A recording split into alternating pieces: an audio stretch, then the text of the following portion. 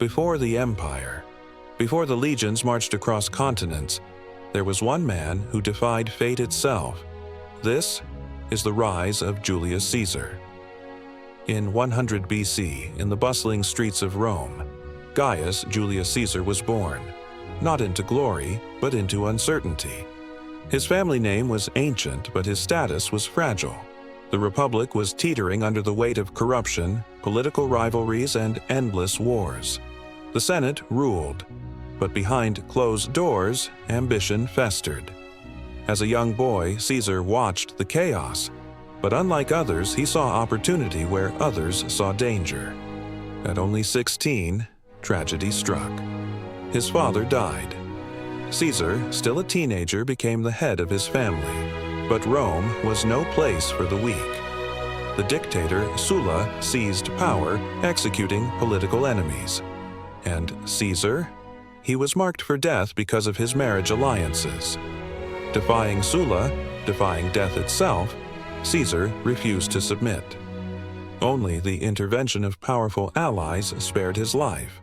But the message was clear. Rome was a brutal arena. He fled to Asia Minor, serving in the military, sharpening his skills as both warrior and leader. In 75 BC, while crossing the Aegean Sea, pirates captured him. Most men would beg for mercy, not Caesar. He laughed. He demanded the pirates double his ransom because he believed he was worth more. And when the ransom was paid, Caesar returned, and personally led a naval force, captured the pirates, and had them all executed. The message to Rome was clear. This man would not be ruled. He would rule. Returning to Rome, Caesar climbed rapidly. First as a lawyer, then as a military tribune, quaestor, and eventually aedile, he mastered both the sword and the Senate. But Caesar's real genius was political theater. He staged grand games, spent fortunes to entertain the masses, and gained their undying loyalty. Behind him, Rome was splitting into factions: the Optimates, who defended the old guard, and the Populares, who promised reform. Caesar stood with the people, but his ambition was far more dangerous than simple reform. In 60 BC, Caesar forged an unprecedented alliance with two powerful men: Pompey the Great, Rome's most successful general; Crassus, the wealthiest man in Rome. Together, they formed the First Triumvirate, an unofficial pact that would control Rome from the shadows. This alliance gave Caesar the political backing he needed to secure the consulship. Now, as consul, Caesar was given command of Roman legions in Gaul, and there, Caesar's legend was forged. Over 8 brutal years, he crushed tribes, expanded Roman borders, and claimed the loyalty of hardened veterans.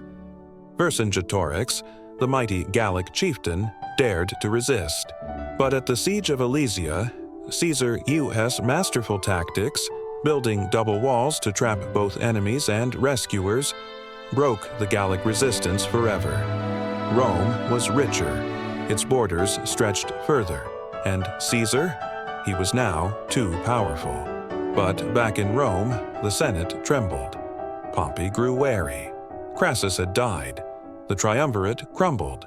In 49 BC, the Senate ordered Caesar to disband his army and return as a private citizen. Instead, on a cold January day, Caesar led his legions across the Rubicon River, an act of treason. Alea iacta est. The die is cast. Civil war erupted. Rome bled. In the end, Caesar triumphed. Pompey fled to Egypt and was assassinated. Caesar pursued his enemies across continents, from Greece to Africa to Spain. By 46 BC, Caesar returned to Rome as dictator for life. The Republic was dead in all but name, but envy still lingered in the Senate halls. On the Ides of March 44 BC, as he entered the Senate, the conspirators struck. Brutus, Cassius, senators he once called allies. 23 stab wounds silenced the man who was Rome. Yet even in death, Caesar was victorious. His murder set into motion the final collapse of the Republic and the rise of the Empire under his adopted heir, Octavian, later known as Augustus. Julius Caesar never wanted to simply live. He wanted to be remembered, and today, over 2,000 years later, his name still echoes across the world.